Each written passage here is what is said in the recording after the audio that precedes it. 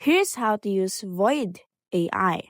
Void AI can be accessible to Google, Chrome, or Safari. Void AI is an open source AI code editor. You can download it through Beta or GitHub. As you can see, the first step is press Tab to apply autocomplete. This is where the edit begins of the coding. Afterwards, edit your selection in line. Here, you will do a quick edit on the codes that you just input on the void.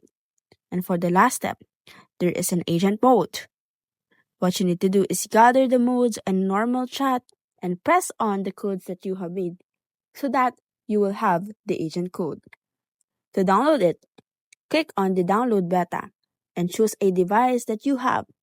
For example, you have a Mac. Click on the Mac device, or Intel, or Windows.